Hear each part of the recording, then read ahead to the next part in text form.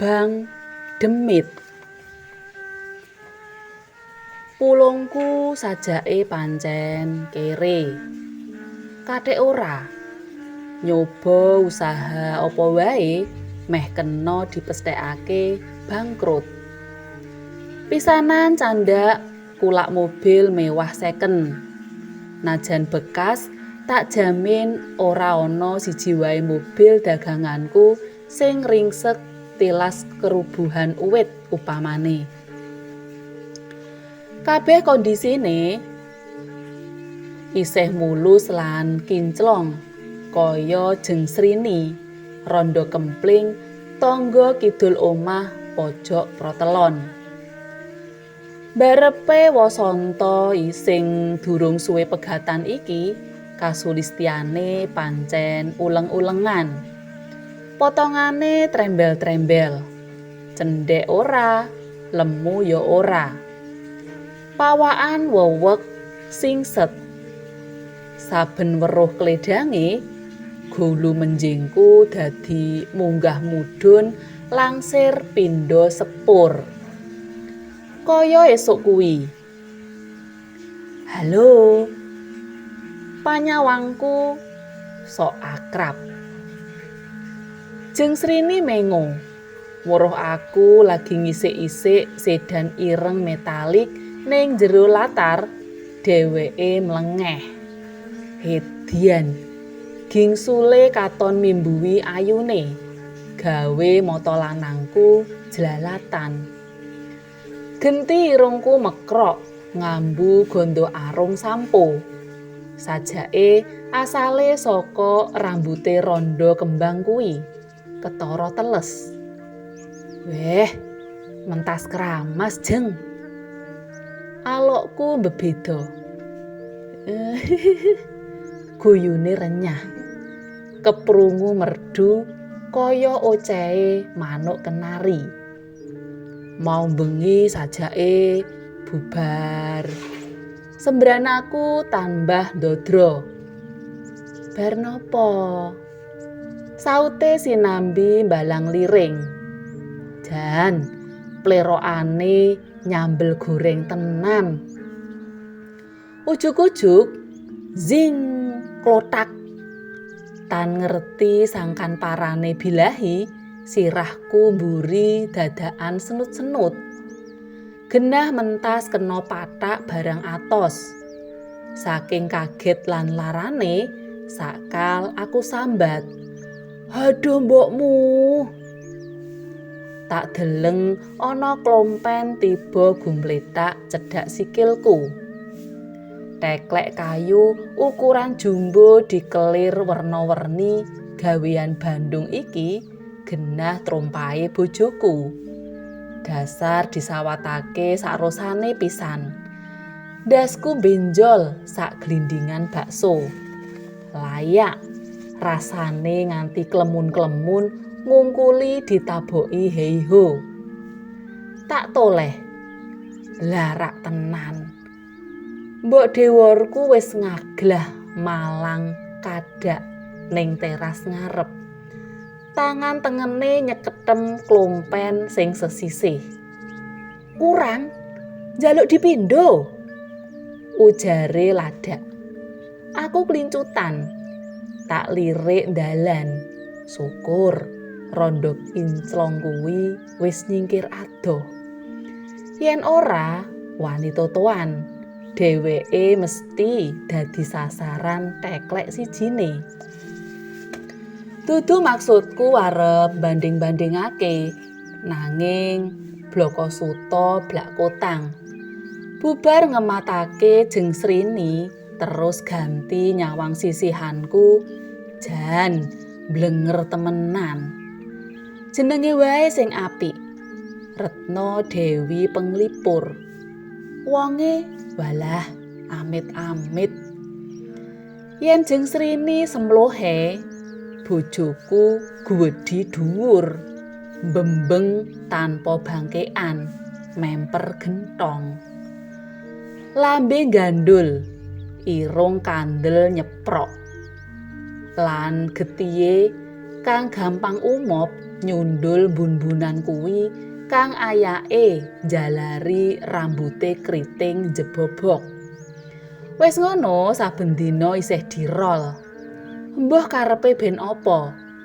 Menawa jengsrini kuning nemu giring, pakulitane nyonyahku blas ora nemu apa-apa, alias ireng bengkerok. Bejo dene Reti, ngono undang-undangane Retno Dewi Panglipur, lair saka keluarga miliarder.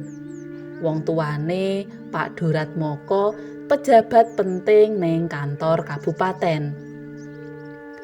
Awit kesugihane pancen kliwat ukur, lumrah menawa banjur nuwuhake rerasan. Jare tangga-tanggane Pak Durat kuwi koruptor kakap. Ngepalani saweneh dinas sing teles gampangake dheweke ngatur pemenang lelangan tender, ngothakake angka proyek, ndodos anggaran bantuan pembangunan sing kudune disalurake marang masyarakat sarta model-model tumindak culika liyane. Olehku nikahan karo Reti ana critane. Isih manut sasus, judeg meruwi anake wadon ontang-anting sing wis kliwat umur ora diambus wong, jalari Pak Durat ngreka pasang giri. Wose sapa wae jejaka kang gelem ngalap Reti bakal diwenehi bonus omah gedhong lan dicukupi kebutuhan sandang pangane. Sayembara mau sengaja ora diiklanake ing koran, majalah apa dene liwat media sosial. Nanging cukup dibiwarakake secara kethok tular. Eloke najan bebanane menggiurkan, pranyata mung aku sing munggah blabar kawat. Awit peserta tunggal, aku langsung menangake hadiah omah Boyong Reti. Nanging ya kuwi, nikahan wis 5 taun tetep wae ora atut. Durung ana tanda-tandane arep kaparingan momongan. Dikukup mantu tumrapku dhewe pepindhane kere munggah bale. Ora peduli najan sing tak rabi memper sarpa kenaka. Sing penting uripku melu mulya tanpa kudu rekoso nyambut gawe ngetus kringet. Apa wae butuhku dicukupi. Klebu modal kanggo usaha buka showroom mobil-mobil second mewah iki. Saka ngendi meneh yen ora pawewehe mara tuwa. Kuwi jalarane aku ngrumangsani Sor Perbawa ngadepi bojo. Dipathak bakiyak kayu bisaku ya mung pringisan. Wola-wali ngembari muring yen dipegat harak balik dadi panji klanthung awak mami.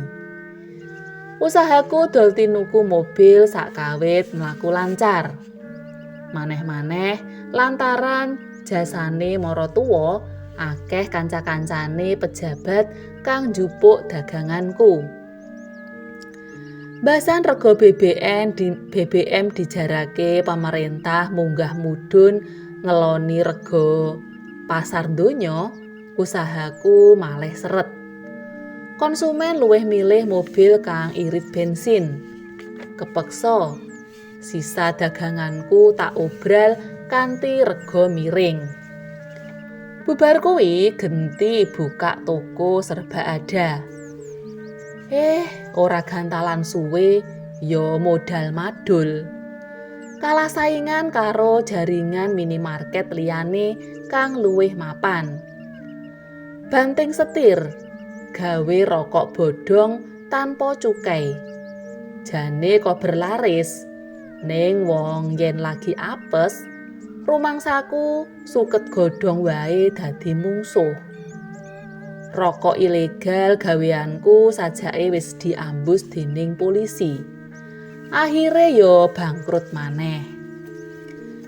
Biyen yen wis kasatan ngono, bojoku kari ngatungake tangan marang bapake. Saiki nglengkara. Maratuwaku wis sawetara sasi iki ngatang-atang ning rumah sakit. Sambate ngaruwara. Endi sing jantunge kumat, dada sesek. Dina esuke sing dieluhake beda. Sirahe jare mubeng, weteng kembung angel ngentut. Bengi candhake genti ros-rosan balung saawak krasa linu jimpe kabeh. Kringet anyep ndlewer brol-brolan.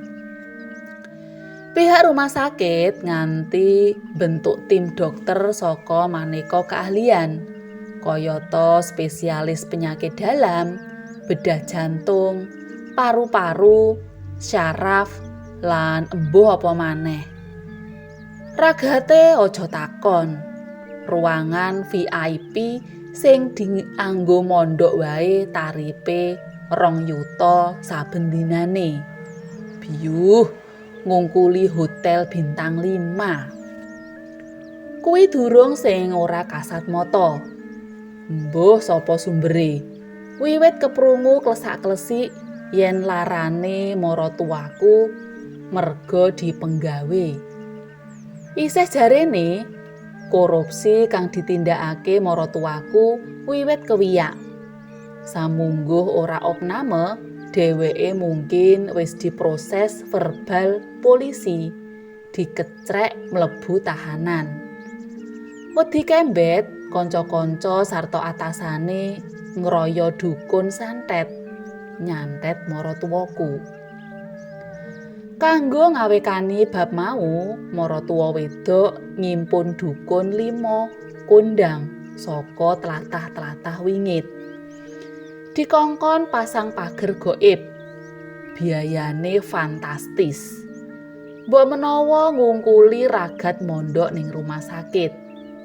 Bayangke wae, saben ngundang dukun saka Banten kudu cepak tiket pesawat menyang mulih. Durung mangane, uang saku lan liya-liyane.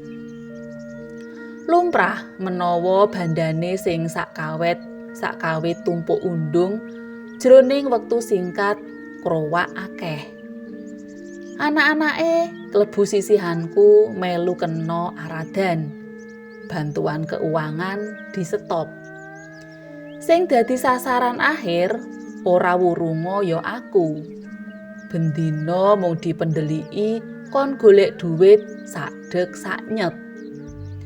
Kaya esuk kuwi, bubar tangi turu, bojoku wis aba njaluk.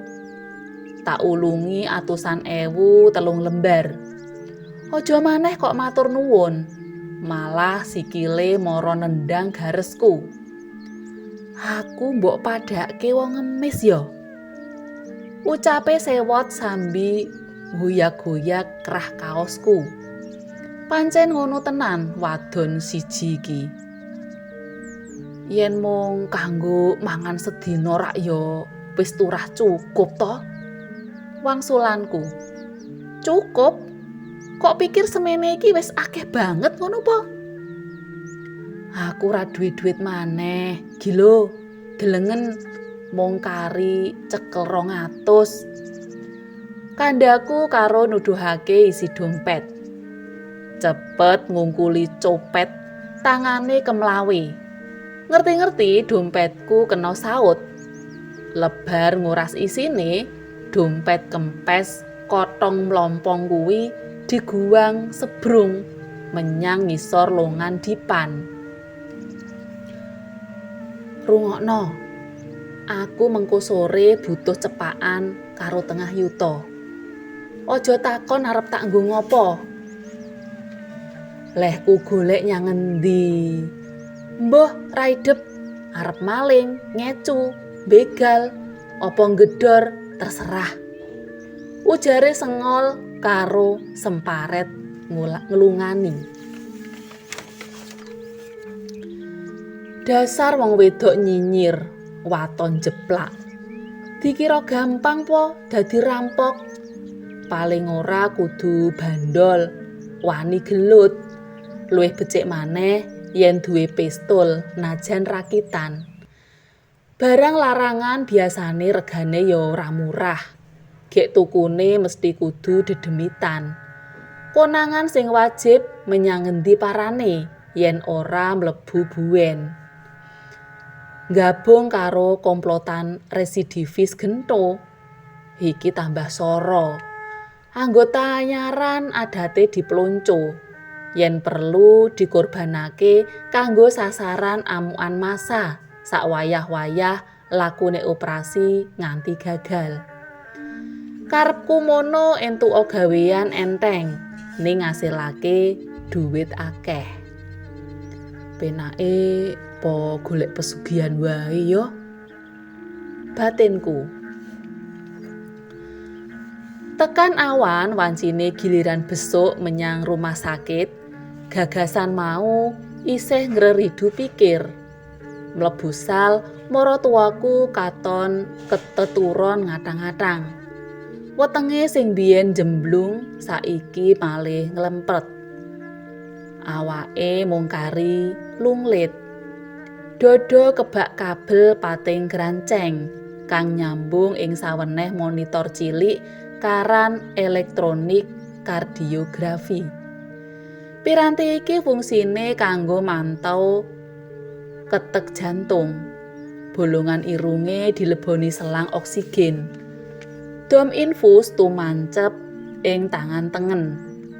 Karet kateter sak kantong plastike kanggo nampung guwangan urin cemantel ning sikilan dipan peturone. Tondo-tondo urip mung tinemu ing mripate sing isih bisa melorok rene rono rene ngawasake tekaku.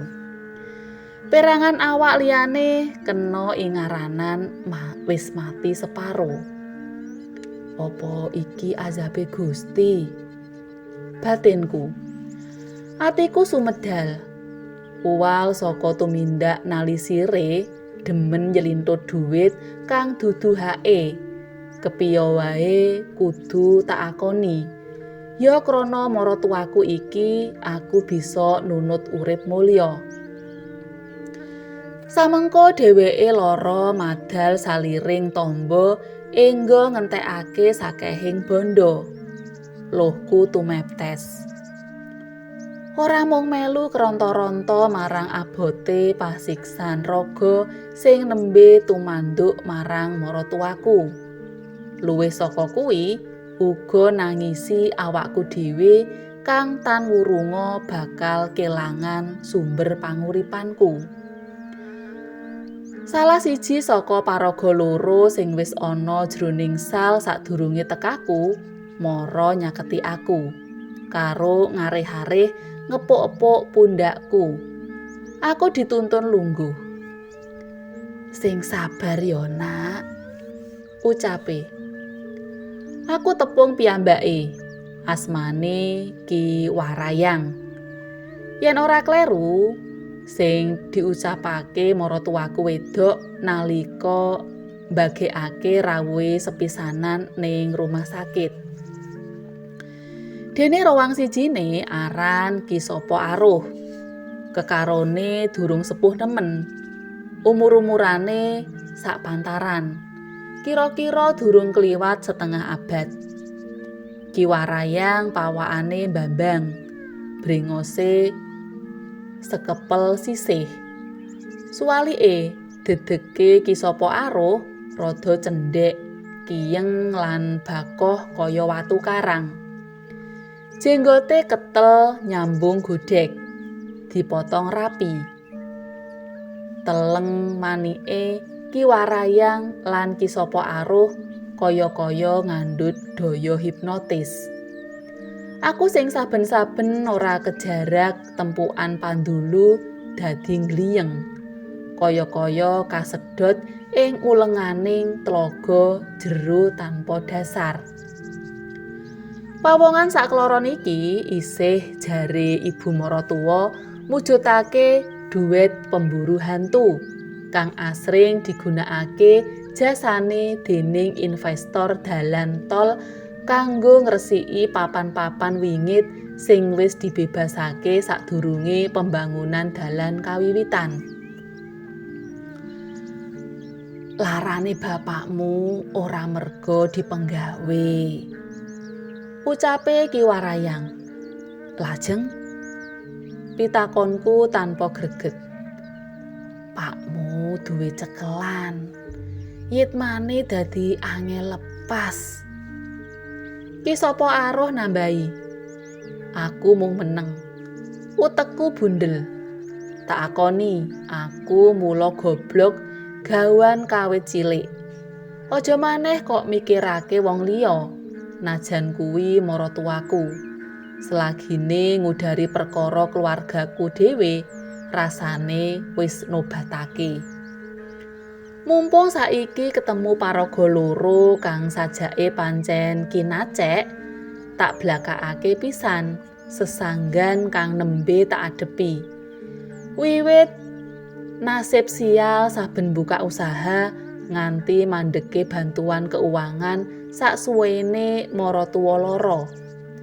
Kepara tuntutane bojo sing sore iki njaluk cepakan dhuwit ora sethithik. Uga tak critakake. Kula pengin pados pesugihan Ki. Ujarku klesak-klesik. Ki Warayang njondel ketang kagete. Yen kena tak elekake, aja gedhe resikone. Kandhane, aku ngelek idu. Kula sampun boten gadah pilihan sanes. Kapan lairmu? Ki Warayang takon. Tak sebut jangkep dina, tanggal, sasi, lan taun kelairanku, wanci Candhi Ala barengi surup. Wayah julung caplok, ucape. Ki sapa aruh nyaut. Neptu lan dina pasaran kelairanmu dhewe uga ala. Tiba petung lebu katiup angin. Pantes rezekimu seret. Aku bali takon, kramatan ngendi sing paling majas? Akeh. Panggonan kanggo sekuton karo setan ngono mau, sasat pating tlecek. Wangsulane Ki Warayang. Ing bang wetan upamane sak cedhake kutha cilik benculuk sak kidul Raga Jampi. Ana sawenehe watu leter sing dumunung ning satengahé alas. Watu mau mujudake punden tumrape para pawongan pamuja pesugihan babi ngepet. Ning Slamaran, sawetan pesisir Pasir Kencana. Pekalongan asring dienggo panyuwunan bondo ora halal marang Dewi Lanjar. Ing Klaten tinemu krajane Tuyul. Dene saklore kali cilik kang mili ing Desa Demaan, Kecamatan Mojolaban, Sukoharjo, jenis pesugihane aran Jenglot. Sautara kuwi Gunung Selok, kelebu wewengkon Kecamatan Adipolo, Kabupaten Cilacap. Nyimpen guwa-guwa angker. Salah siji ing antarane bentuk pesugihan ing kene arupa Bang Demit. Mung kabeh mau ora gratis. Ana wadal lan pitukone. Mula becik wurungna karepmu. Gawat le akibate. Sawangen azab sing dialami bapakmu iki mbok menawa isih kapitung enteng ketanding pasiksan kang bakal kok alami besuke. Sambunge Ki sapa aruh nandes. Suasana jero Salvi Ivy amem. Aku lagi ketungkul mikir apa sing bubar dikojahake Ki Warayang mau. Bang Demit lagi iki tak rungu lan terus terang langsung narik kawigatenku. Kados pundi caranipun kula saged sesambetan kalian Bang Demit ki? Ucapku. Ki Warayang nyawang Ki Sapa Aruh, banjur kandhani. Yen pancen wis gilik tekadmu, mangkato sok kemis legi. Sasi sura ngarep iki wayah rembulan mati. Angkahen tekamu ngepasi tengah wengi. Ujare Ki Warayang karo ora lali gawani aku kembang cengkeh garing cacah 3 sing besuke kudu tak pasrahake marang juru kuncine guwa grujugan Gunung Selok. Manjing sore aku ndisiki pamit. Ki Sapa Aruh nyandhet jangkahku. Lembaran koran lawas sing gumletak ning meja disuwek-suwek saukuran amplop kabinet. Terus dilempit cilik. Banjur dilebokake sak celanaku. Mengko wenehno bojomu. Kandhane bisik-bisik. Tekan omah, Reti bojoku wis nyegat pindha gupala ning tengah lawang. Tanpa dipurwakani, tembung manis utawa polatan sumeh, dheweke wis nyuwara ladak kebak pangancam. Endi duwite? Nganti ranggawa, awas. Githokku mruntus kringeten. Kertas lempitan sak suwek saka Ki Sapa Aruh tak ulungake sinambi ndremimil ndonga sak bisaku. Aneh. Reti sakala salin sloga. Nyekiki kesenengen. Nanging ing kupingku tetep wae keprungu kaya rerintihane sundel bolong saka njero kuburan. Dengaren menehi duit akeh, ujare. Aku mlongo. Tak ucek-ucek mripatku. Rumangsaku sing digawa bojoku tetep wae suwekan kertas koran. Kathik dheweke kandha duit sak gebok. Aja-aja wis malih gendeng bojoku. Ah, embuh. Arep kentir, arep edan, babah kono. Kemis legi, tanggal 3 Sura. Aku sida budal. Mangkat saka ngomah jam 5 sore. Tabuh jam 09.00 punjul 15 bengi. Bus kang tak tumpaki wis mlebu terminal Adipala. Sediaku arep bacotake laku nganggo angkot. Ning sajake isih ngetem suwi. Aku ngawe ojek. Gunung Selok. Tulung mangdunke teng ngarep guwa grujugan. Takonku. Nembe sepisanan tindak riki nggih. Wangsulane tukang ojek. Terus sambungi. Ngaten nggih. Mergi dateng guwa wau namung saged ditempuh srana mlampah. Aku mantuk-mantuk. Mbuh piye mengko? Waton dilakoni rak yo katekan. 3/4 jam kurang sithik. Motor omprengan kang tak boncengi mandeg ning sak ngarep bale desa Karangbenda. Ngapunten, Pak. Saged kula ngeteraken namung dumugi mriki. Kandhane tukang ojek. Aku mudhun. Ongkose sengaja tak punjuli ora ketang sithik. Ngerti tak wenehi tips? Si tukang ojek mundhak grapyak. Kesuwun sanget. Saking mriki bapak kula aturi tindak mendhet Gang Alit sak kidul pager bali desa menika. Terus njogrog mandhap kemawon urut margi sak pecak. Mangke badhe ketingal kathah guwa ing sakdawaning mergi. Nanging sampun kendel menawi dereng manggihaken guwa ingkang lawangipun ketutup grojogan toya. Ucape. Oke, wangsulanku. Aku tingak-tinguk. Yen nganti keblasuk blaik temenan. Tuwuh pengarep-arepku nalika weruh ana sawetara pawongan lungguh rokokan ning ngarep bale kelurahan. Sajake para pager desa sing nembe ngayahi tugas rondo. Marang salah sijine tak blakakake maksudku. Kanthi iming-iming opah kang murwat, wekasane ana saweneh pager desa sing gelem mandu. Plong rasane atiku. Jebul dalan kang kudu tak liwati ora mung rumpil, nanging uga mbingungake. Rumpil awet terkadang ngliwati gamping-gamping cerung.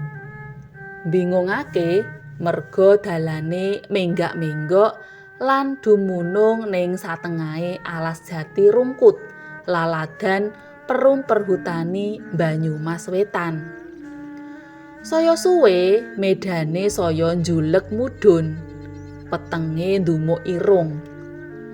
Tak ungak mendhuwur, rembulan jlirit tanggal 3 cat katon cat ora, kaling-kalingan pepucukane wit-witan jati kang katon dhuwur ngregemeng ireng.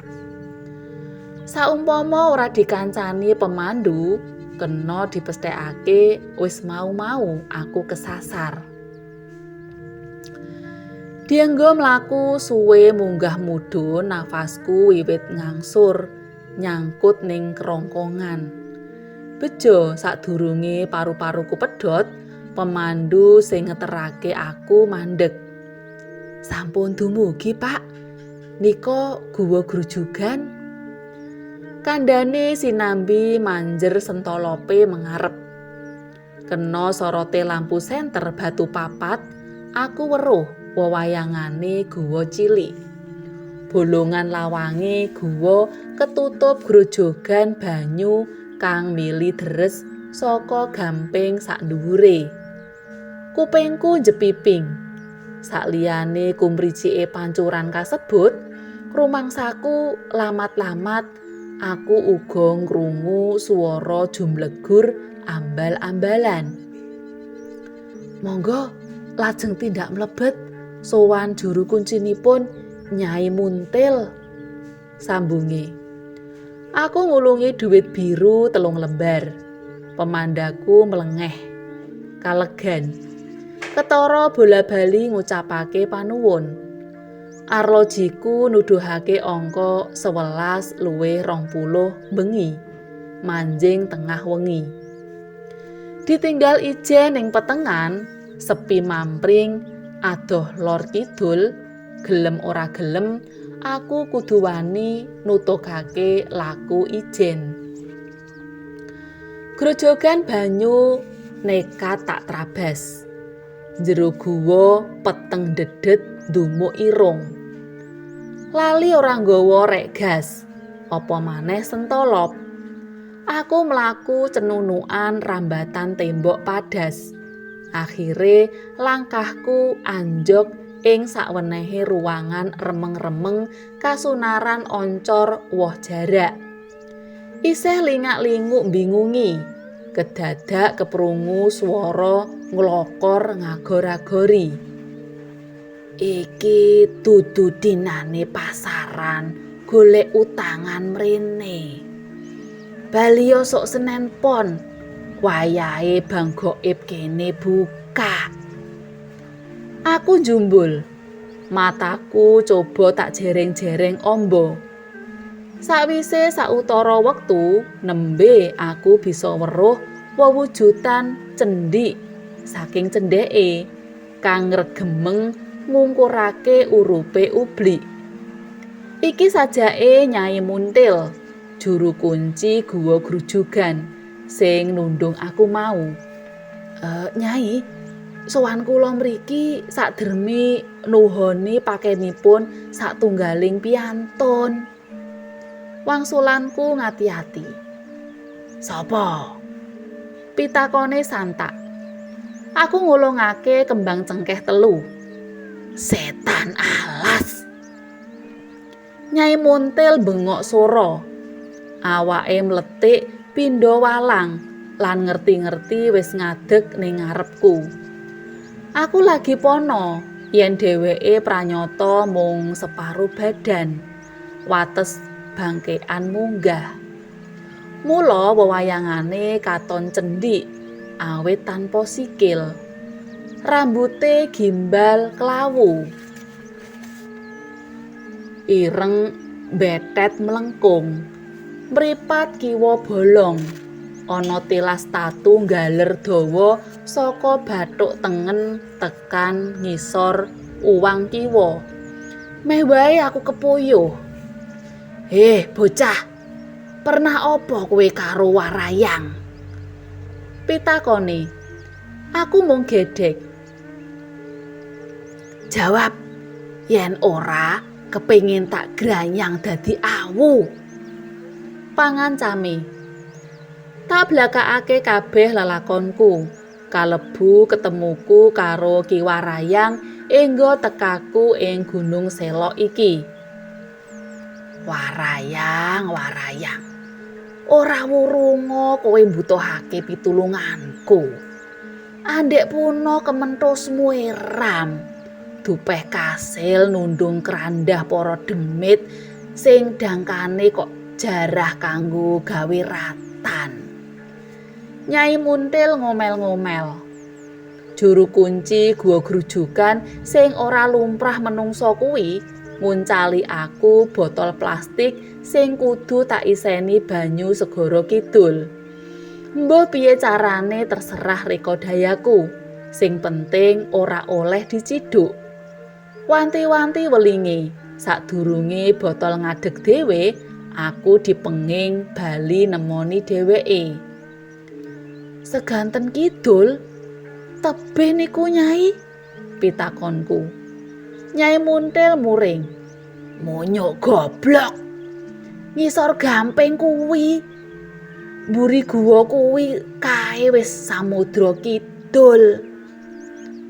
Oh, dadi swara jumlegur ambal-ambalan kang tak krungu kae tibake ombake segara wingit kasebut. Ora perlu tak kojahake, mungguh rekasane kliwat tengah wengi nguduni gumuk padas. Kurang bejane awak bisa kebambing, rojah rajeh ditampani watu-watu karang pating cringih. Tekan gisik aku ngulir budi carane ngisi botol tanpa kudu nyiduk. Botol coba tak rebahake, bolongan cangkeme ngarah samudra. Pamriye sak wayah-wayah teko ombak nyempyok pesisir, sak perangan banyune bakal lumebu botol. Durung ganep 5 menit ngenteni, kedadak teko ombak gedhe. Botolku langsung kebak lan ngadeg. Bungahku ora mekakat. Mung gawane munggah jebul luwih rekoso. Kepriye ora? Botol mau rumangsaku abote ngungkuli sak karung beras 15 kilo. Tekan guwa botol tak ulungake Nyai Muntil. Kebak. Kuwi ateges kowe berhak ngajokake utangan 2 miliar. Mung mahare uga larang le. Nyawa. Lebonan saben 8 dina dibayar kenceng arupa perkutut putih 2. Yen nganti gagal. Hihihihihi. Kandhane karo tangane obah kaya ngekrek gulu. Piye? Sago? Sagah. Wangsulanku mantep. Sopo kang mbok anggo jaminan wadal? Semah kula piyambak. Ujarku tanpa ragu-ragu. Juru kunci guwa grujugan kuwi ngguyu lakak-lakak. Hahaha, menungso bejat. Gegodanmu pranyata ngluwihi iblis. He, mangertiya, sing jenenge setan, gendruwo, tetekan, ilu-ilu, banaspati ora bakal ngorbanake bojo utawa anake dhewe. Saksuwene perjalanan numpak bis mulih ngomah, aku turu angkler. Tambah mar maneh sakwise weruh lemari mligi kang tak enggo nyimpen botol isi banyu segara kidul, mara-mara kebak bendelan dhuwit kertas werna abang. 2 miliar kelakon kecekel tangan. Nanging uga sumemplit rasa tida-tida. Mengko gek mung dhuwit daden-daden saka godhong utawa palsu. Mosok demit duwe percetakan dhuwit. Kalah cacak menang cacak. Tak nyoba nggawa sawetara lembar menyang bank. Mulus. Tito iki dhuwit asli. Butuh 10 dina kanggo transfer bandaku mau ing rekening 4 bank. Beres. Pas selapan wektu surup keprungu unine manuk gagak ning wuwungan omahku. Aku dadi eling wekase Nyai Muntil dek mben. Dina iki ateges aku kudu anyak bayar lebon cicilan. Tengah wengi lawang omahku didodok uwong, lelembut. Pegawe Bank Demit sing teko cacah loro. Siji wedok, ayake jenise Wewe. Rekane lambene dibenges abang mlenger, kang nganggo idep pasangan. Malah rupane malih dadi bubrah. Kaya dakocan.